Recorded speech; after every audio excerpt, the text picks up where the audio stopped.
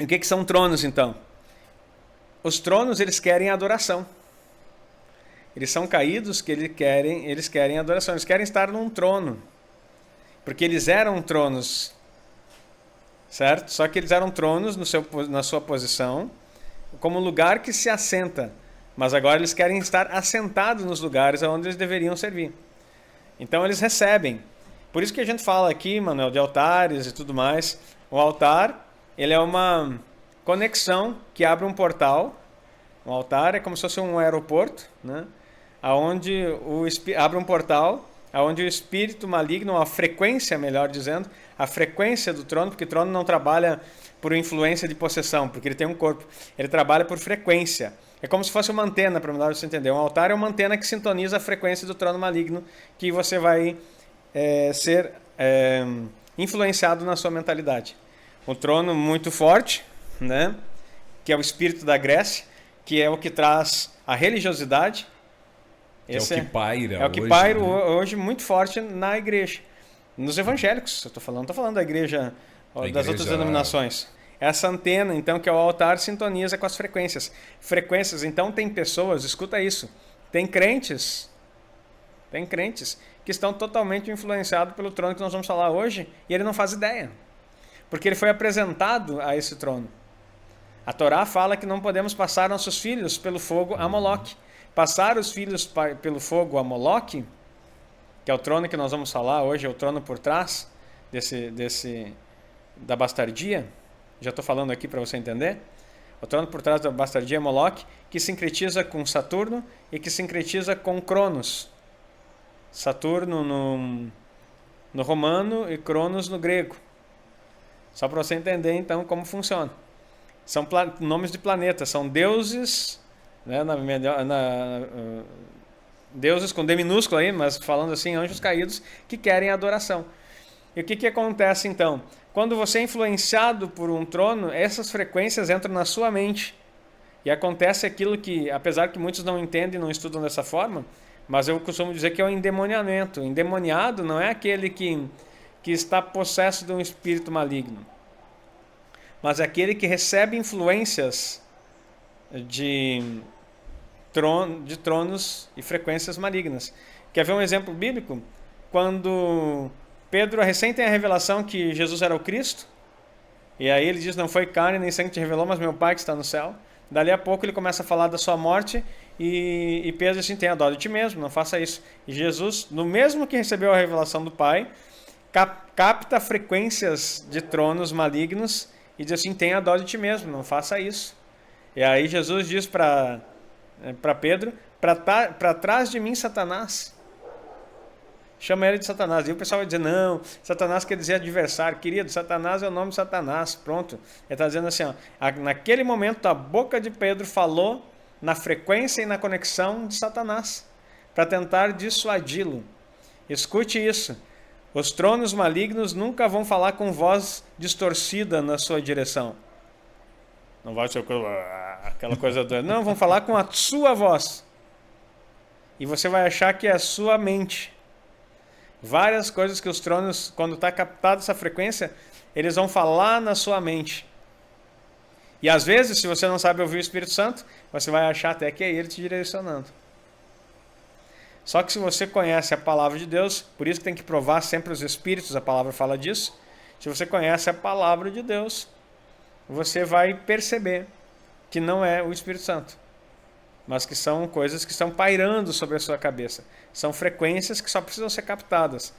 E quando você dá um espaço para que isso aconteça, vai entrar na sua vida. Mas aqui falando do trono especificamente, então, Manuel, esse trono que... Agora o pessoal já entendeu o que é um trono. Ele quer adoração. Ele quer receber algo de você. E ele se introjeta, ele entra na vida das pessoas também por aquilo que nós chamamos de altares. Qual é a diferença de uma maldição hereditária? A maldição hereditária é uma iniquidade não resolvida, que vai até a 4ª geração. Um trono é uma consagração, ou uma perpetuidade naquele erro sem desejo de conserto. Certo? Então, uma transgressão não resolvida vira uma iniquidade, iniquidade é aquilo que cresce torto, vai até a 4ª geração. Mas se você continua persistindo e ainda faz consagrações, seja no engano ou seja conscientemente, você está erigindo um altar. Você está fazendo essa antena para captar frequências. E esse não tem geração que pare. Esse perpetua. É o memorial que fica para gerações. Enquanto não quebrar, ele vai ficar permanecendo na sua vida. Aí alguém vai dizer assim, que bobagem, pastor, não existe maldição hereditária. Bobagem quem fala isso aí. Porque o Senhor fala em Êxodo 20. Eu sou o Deus zeloso, que visito a iniquidade dos pais nos filhos até a 4ª geração. Então, na cabeça desses teólogos, Deus ficou caduco. Não, agora não tem mais maldição. Aí eles vão dizer, Ezequiel 18, que tem um versículo que diz assim, ó, nunca mais será dito esse ditado em Israel. Os pais comeram uvas verdes e os dentes dos filhos se embotaram. Para quem não sabe o que é embotar, quando você come um caqui ou caque, que a gente chama aqui no sul, ou uma uva verde mesmo, que parece que repuxa toda a boca, né? Então o ditado em Israel dizia, os pais comeram a uva verde e os filhos que ficaram com a boca embotada. Então Deus diz assim, ó, nunca mais vai ser dito esse ditado. Aí ele diz assim, a alma que pecar, essa morrerá. E aí o pessoal, pronto, acabou a maldição. Não, o que ele está falando é o seguinte, que antes, você vai ver lá a revolta de Corá, quando se levantaram contra Moisés. Ele, até a 4ª geração, foram tragados vivos na terra. Meu Deus. Por causa do pecado dele. E o que Deus está dizendo? Nunca mais vai acontecer isso. A alma que pecar, essa vai morrer. Mas a maldição vai ter que ser resolvida. Porque eu visito até a 4ª geração, a iniquidade. Então o que ele está dizendo é que você tem que tomar cuidado agora, porque você vai levar a sua culpa do seu pecado, mas vai deixar na sua descendência um problema para eles resolverem. E se o seu descendente não resolver, vai continuar. Porque ele vai repetir a 4ª geração dele, o outro vai repetir a 4ª geração dele. Nossa, e aí vai embora. Isso era então organizado... Alguém colocou ali misericórdia, dizer tanta contrariedade em respeito à Torá. Não, na verdade é que ninguém estuda a Torá, minha irmã. Não é contrariedade, é tanto desconhecimento mesmo. O pessoal não estuda, não lê e não medita e não pede a iluminação do Espírito Santo. Nós lemos a Torá não com os olhos judaicos, não temos nenhum problema com o judeu, mas não com os olhos do judaísmo, vamos dizer assim. Nós lemos a Torá com os olhos do Espírito Santo que ilumina, que é aquele que traz a elucidação para a nossa mente. Por isso que o meu discurso não é repetido. Por isso que aquilo que eu falo não é copiado. Porque para falar o que eu falo tem que conhecer a Torá. Mas não adianta ser um rabino e conhecer a Torá com muito mais profundidade na letra do que eu, se não conhece o Espírito por trás da letra. O detalhe é que eu conheço a letra e o Espírito por trás da letra. E me pauto no Espírito por trás da letra. E que me torna no ministério do Senhor Jesus para essa anunciação.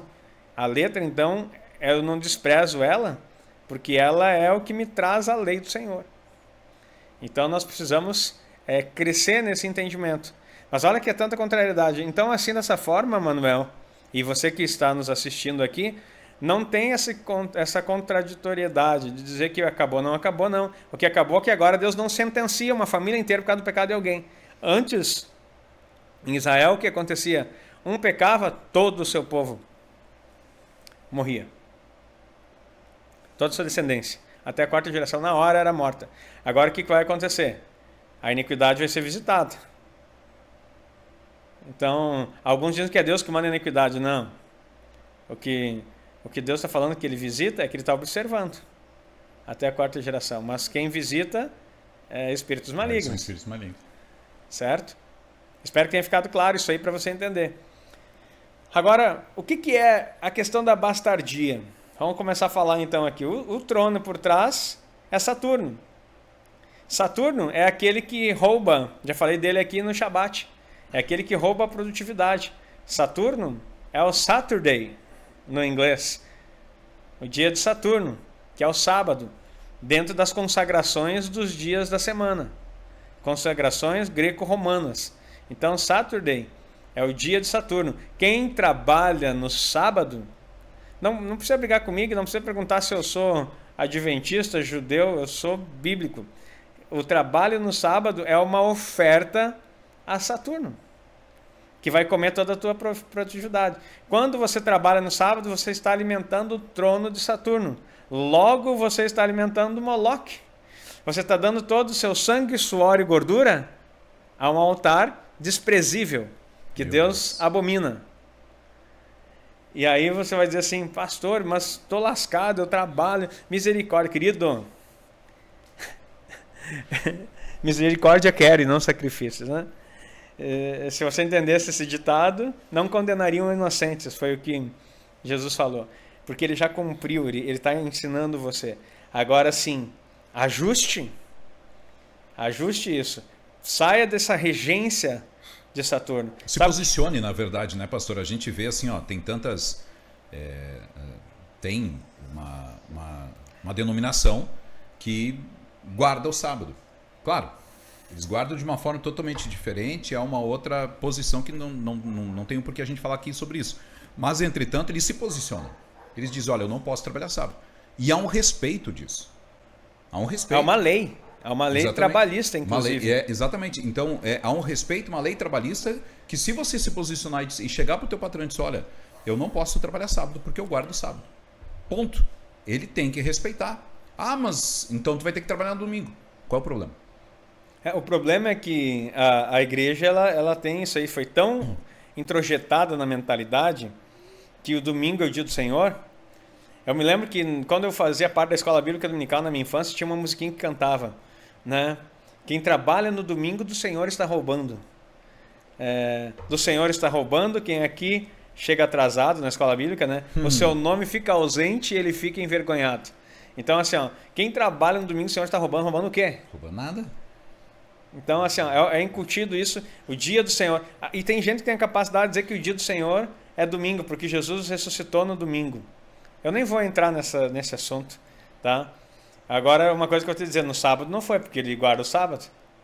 Ele não ia ressuscitar no Shabat porque não pode. O homem Adão, quando foi criado, a primeira coisa que... olha só, isso é tão poderoso, que se você entender isso, você vai entender que isso é para a sua vida.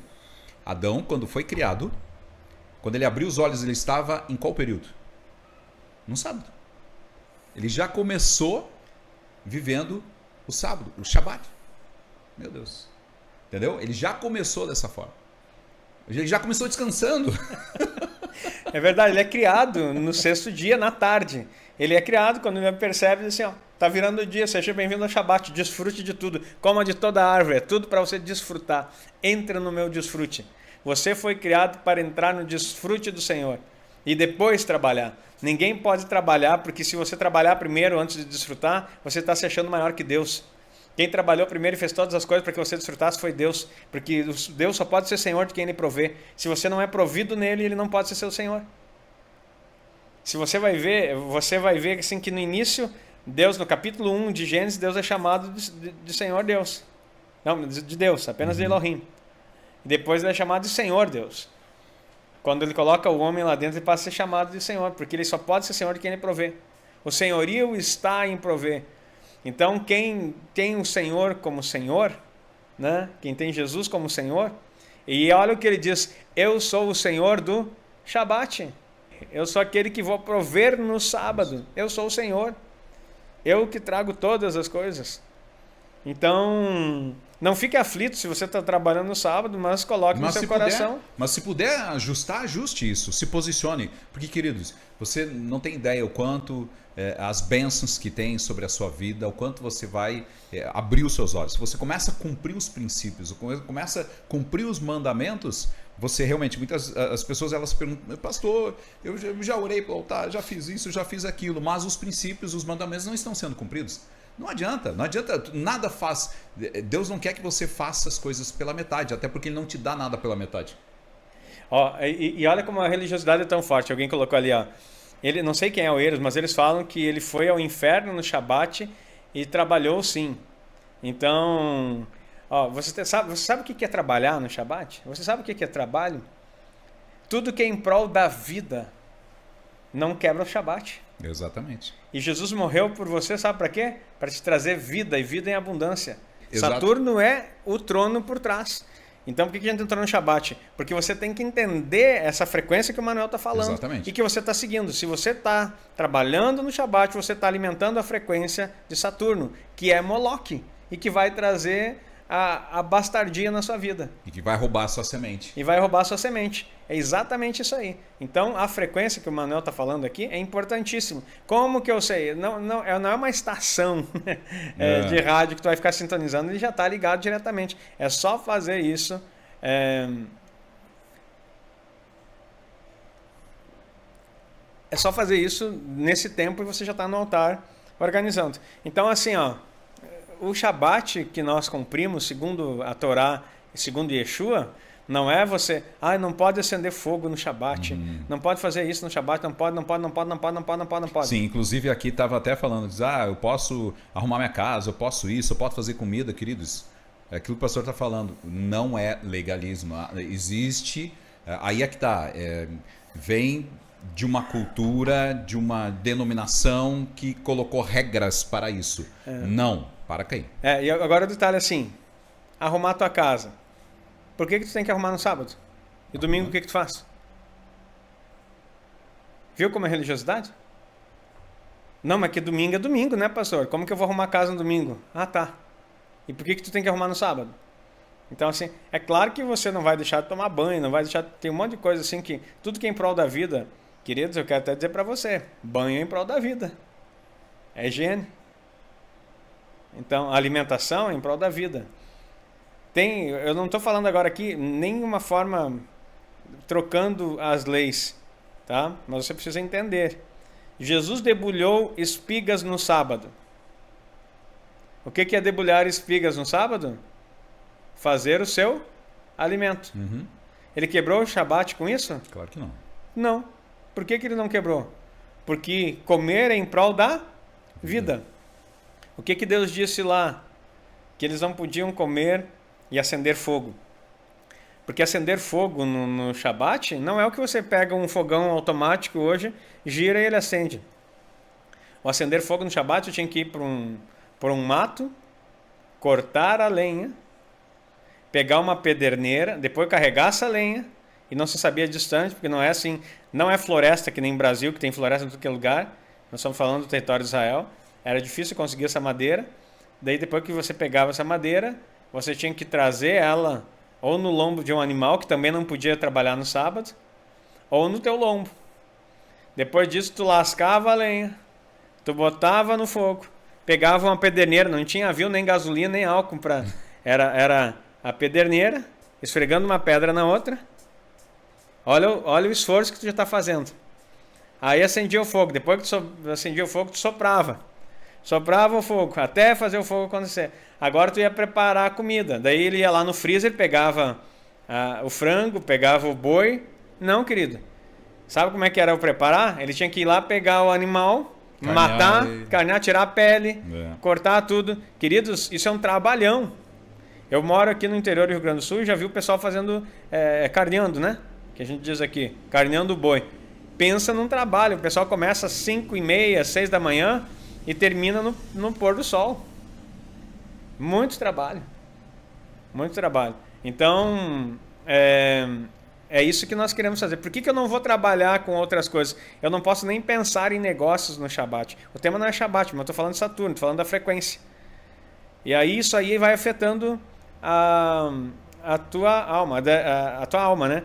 Por exemplo, se algum animal cair, olha o que Jesus disse, se um animal cair num poço, você não vai socorrer ele? Então você pode curar no sábado, porque é em prol da vida. Tudo que é em prol da vida pode fazer. Agora você dizer assim, lavar teu carro é em prol da vida? Então não faça do Shabat. Passar pano na tua casa é em prol da vida? Não. Tirar pó? Não. Arear as panelas? Não. Lavar a calçada esfregando? Não. Limpar o telhado? Não. Cortar a grama em prol da vida? Não. Então como que tu quer fazer coisas que não é em prol da vida? Faça no domingo, faça na sexta, faça em qualquer outro dia. Deu para entender o que é? Não é legalismo, mas também não é ignorância. Ele já está separado para você descansar. É para descansar. E descansar não é só para... Também não pensa assim, agora tu chega em casa de família. Deita Vai deitar todo mundo e dorme. Tchau. Todo mundo aqui. Nos vemos no pôr do sol. Só 6 horas da tarde. Só 6 horas da tarde, não me incomode que eu quero dormir. Não é isso, Querido, queridos. vai desfrutar com a família, vai passear, E outra, vai fazer outra coisa. o maior serviço é a Torá. Ensina os teus filhos, faça as refeições, faça as 3 refeições e ensine a palavra, leia a palavra, faça as orações, enfim, tudo isso. Agora voltando aqui, vamos para as características. O que é a bastardia então, queridos? A bastardia, ela começa no seguinte princípio. Quando você é gerado fora da aliança. Esse é o primeiro princípio que você tem que entender. Uma pessoa que é gerada fora da aliança, e agora está aqui um grande erro nos evangélicos, porque acontece inúmeros casos de namoradinhos que estão na igreja, né, e de repente engravidam. Aí o pastor diz assim, não, chama o pastor, não, a família chama e o pastor, né, diz assim, vamos casar rapidão, porque não dá para ficar em pecado, casa aí, vamos abençoar isso aí para quebrar essa situação. Aí nasce a criança. Tá tudo bem? Esse mal olhado. Tá tudo bem, queridos? Misericórdia. Mas é bem isso mesmo. Olha só, a concepção foi feita fora da aliança, em pecado. A criança que foi gerada no ventre, mesmo depois que casa na igreja que tu abençoa, eu vou dizer uma coisa, é possível abençoar o que... eu não sei se eu falo isso aqui para não me complicar, mas assim, ó, tem como você abençoar algo que está errado?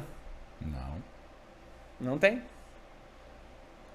Então, o que eu estou fazendo agora? Eu estou unindo esse pessoal por causa de um erro. E agora escute, às vezes o erro maior ainda é fazer esse povo casar, porque às vezes foi só usar uma expressão bem popular, foi só uma transa. E não havia nada envolvido. E aí o pai coloca mais um jugo, o pastor coloca mais agora tem que casar. Um erro em cima de outro. Em cima de outro erro. E é algo muito comum nas igrejas. Muito comum nas igrejas. Para tentar reparar algo que já foi feito de errado, continua no mesmo, ou seja, abençoando aquele erro, na verdade. E agora o que eu quero dizer assim, tem como resolver tudo isso aí. Mas a criança que vai nascer depois, ela é um filho bastardo, porque foi gerado fora da aliança. Aí, o que está acontecendo? Toda a vida dessa criança vai ter vários sintomas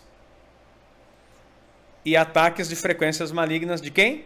Saturno, que é o mesmo Moloque. Tudo que ele produzir vai ser comida à semente.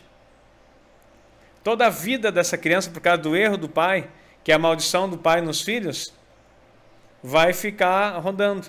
Vai aprisionar ela no tempo. Vai aprisionar ela nesse tempo. E vai ficar sempre rodando no mesmo lugar. Vai ter estagnação.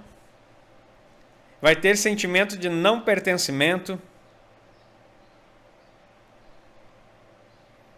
Ela vai se sentir sempre deslocada, não se sentindo... Sentimentos de fracasso, de medo, insegurança. Não vai conseguir progredir no que faz por causa da bastardia. Eu vou ler alguns sintomas aqui. Quer falar aí, Manuel? Pode falar. Aliança, estão perguntando, aliança é quando se casa na igreja e no cartório? Nos dois. Nos dois. Ponto. Ah, mas eu casei só no cartório. Fez uma aliança. Na verdade, a aliança acontece quando há o ato sexual. A aliança acontece no ato sexual. Não, mas então lascou, como alguns falam direto aqui, porque eu fiz de um monte de parceiro sexual, fiz sexo de um monte antes de casar. Pois é, tá lascado mesmo. Com fragmentação de alma, principalmente se é mulher. A mulher retém parte do sêmen, vai para os ossos da mulher. E fica ali, cheio de coisa pairando dentro do teu ser, trazendo problema. Então o que acontece? O cartório e a igreja são cumprimentos de preceitos de lei. O ato sexual é o que sela a aliança. Por que não pode fazer sexo antes do casamento? Por causa que você está selando, você está fazendo uma aliança com essa pessoa. E aí depois você vai... o certo é você fazer o casamento no civil, ter a bênção e depois você ir para as núpcias e conhecer ou ter a relação com a tua esposa. E aí, quando esses filhos crescem assim, vai ter várias situações aqui. Deixa eu ler algumas coisas. Ó, identidade ambígua, crise de identidade, pode ter até problema de aceitação da sua própria sexualidade. Meu Deus. Gente, anote isso, por favor. Repete. Problema de aceitação da sua própria sexualidade. Aí ficam dizendo que nasceu assim, não sei o que, blá blá blá. O que acontece é influência maligna. A pessoa fica sem identidade. Ela não sabe. Ela está sendo regida por alguém que come a semente, por alguém que quer destruir. Porque os pais abriram um portal e ela nasceu. Mas então é maldito uma criança que nasce assim? Não, não tem nada de maldição na criança. Toda a vida quem faz é Deus. Deus dá a vida. E dá com propósito e com destino. Mas agora a maneira como eu faço o processo pode entrar por uma porta de bênção ou de maldição. Meu Deus. Deuteronômio 28 é muito claro. Eis que ponho diante de você a bênção e a maldição. Escolhe, pois, a bênção para que viva. Só que o povo continua escolhendo a maldição.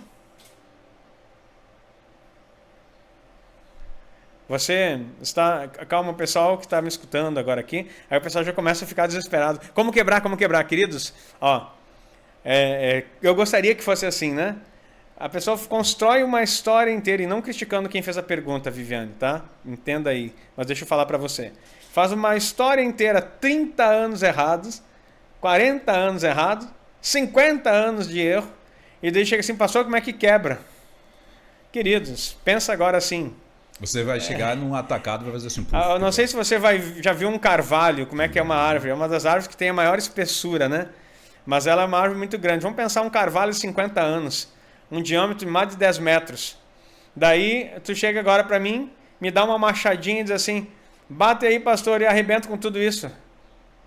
Queridos, eu não vou com uma machadinha, nem com um machado, mas nem com uma serra elétrica conseguir quebrar tudo de uma vez, o que foi construído há anos, que está enraizado, que está forte, que está organizado. Então pare com essa ideia de magia. Nós não somos bruxos, não somos feiticeiros, não somos do ocultismo que promete fazer as coisas no instantâneo. Agora é processual. O que nós vamos ter que fazer? Nós vamos ter que escavar as raízes e começar por baixo. Se tu cortar um carvalho naquela altura, vai ter muito trabalho, vai cair por cima de ti, vai até matar ainda, e depois vai brotar tudo de novo, porque as raízes são profundas. Porque tem toda uma investigação, né, pastor? Ou seja, você tem todo um estudo, você tem que saber lá, se você conseguir, desde o teu tataravô, enfim, faça e saiba como foi a vida deles. E eu vou pedir para você que está aqui, está escrevendo no chat do YouTube, por favor, assim, preste atenção naquilo que a gente está falando, tá bom? Não se detenha ao chat e não fique escrevendo. Por quê? Se você começar a fazer perguntas, você vai perder toda a explicação e todo o conhecimento que está sendo liberado para você. Então, se você começar a fazer perguntas, como eu faço? Eu estou com essa situação, a minha tia, a minha prima, isso, não sei o que, relatar o que está na sua vida, ou o que tem na sua vida, ou aquilo que você conhece, ou alguém que você conhece, vai acabar que você vai perder a essência aqui, tá bom? A informação que nós queremos liberar para você. Depois, no finalzinho, a gente vai direcionar para você como que você vai resolver ou ter mais informações. Então, por favor, segura aí o chat, tá? Não fica escrevendo, porque é importante que você conheça aquilo que está sendo revelado aqui. O interessante de você perceber isso, alguém falou que é muita sujeira acumulada, mas Jesus falou que o Pai nos limpa. Tá, tudo isso é verdade, só que é processual. E você tem que acessar isso também. E da forma certa. Não é só dizer assim, eu gostaria, Jesus pode todas as coisas? Pode, mas não vai ser assim, agora eu estendo a mão aqui na tela e digo assim, em nome de Jesus seja quebrado todas as coisas. Eu posso até, com essa palavra, e eu sei que a palavra tem poder, eu liberar como um profeta, um sacerdote, na direção da tua vida, a autorização para isso acontecer. Então você está autorizado no mundo espiritual para esse processo. Mas não vai acontecer assim, bum, acabou. Não, você vai ter que trabalhar esse processo todo. Aí vem a questão do arrependimento, vem tudo. O interessante é que você vai lembrar lá em João 3,16, todo mundo conhece, mas 17, 18, 19, poucos leem. Aí fala, a condenação é essa, acho que não me engano 19. A luz veio ao mundo, mas os homens amaram mais as trevas do que a luz, porque suas obras eram más. Jesus traz luz para as situações, e quando clareia você vê que é tanta sujeira, que alguns escolhem, não, vamos apagar e deixa assim. Vai dar muito trabalho limpar isso aí, porque ela não consegue limpar. Ela precisa de Yeshua para limpar, do Espírito Santo para limpar toda a vida pregressa, com tanta maldade, com tanta coisa ruim que ela viveu. Então, quando tu acende a luz, clareia tudo, tu vai ver que você não é tão bom assim como você pensava. E aí, você precisa daquele que é bom, que é Yeshua, para fazer o processo de limpeza na tua vida. E não só isso, né, pastor? Assim, ó, a gente entende, a gente sabe muito bem que para que a pessoa consiga, a partir do momento que você entende, né, o que é a bastardia, se você está sob essa regência, né, sobre essa frequência de Saturno, de Moloque, ele não vale. A alma está cativa lá. Então, existe uma forma, um processo, e não é assim.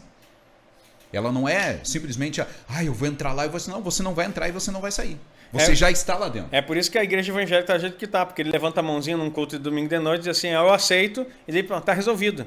Aí volta, eu tenho que falar da lei, né? Vamos dizer assim, aquele que furta, não furte mais, daí ele continua furtando. Aquele que mentia, não minta mais. Aquele que fofocava, não fofoque mais. Aquele que adulterava, não adulterava mais. Aí a pessoa parte com o adultério com a outra pessoa, mas ele continua adulterando através da pornografia. Não teve mudança. Então não vai viver o evangelho, não se iluda, você não é crente não. Você está você é um simpatizante do evangelho. Se você é gospel, você é da cultura pop gospel, tá? Cultura pop gospel. Você tem que cuidar com isso. Não se iluda. Se arrependa. Arrependimento gera transformação. Tudo que não traz transformação não tem Yeshua no meio. Se não trouxe transformação, continua do mesmo jeito, continua acessando a pornografia, continua mentindo, continua vendo um monte de coisa. E outra coisa, eu roubava, tu não restitui? Então tu continua pecando. Quando Jesus entra na casa de Zaqueu, ele diz assim, hoje a salvação, Zaqueu diz assim, vou dar metade dos meus bens aos pobres. Ele era um publicano. Publicano era um judeu que trabalhava para Roma, cobrando impostos abusivos do seu povo e extorquindo. E ainda ganhando propina. Esse era o trabalho do publicano, por isso que eles eram muito odiados. Jesus entra na casa de Zaqueu e diz assim, agora, hoje eu vou dar metade dos meus bens aos pobres. Isso foi uma decisão dele, matei na Torá, esse ensino. E depois assim, e se alguém defraudei, quem eu roubei, eu vou restituir 4 vezes. Daí alguém diz assim, uau, olha só que ideia legal que Zaqueu teve. Zaqueu agora entendeu as coisas. Não tem nada a ver com o Zaqueu, é a Torá. Está escrito lá que aquele que rouba alguém tem que restituir 4 vezes. Aí o que Jesus diz? Hoje a salvação entrou nessa casa. Sabe por que a salvação entrou nessa casa? Por causa que quando Zaqueu diz assim, eu vou restituir 4 vezes a Torá no coração. Porque ninguém que não tem a Torá no coração repara seu erro. Meu Deus. O crente gospel não repara erro nenhum. Uhum. Ele quebra uma coisa do outro e chega para o irmão assim, irmão, perdão, eu derrubei aqui, quebrou.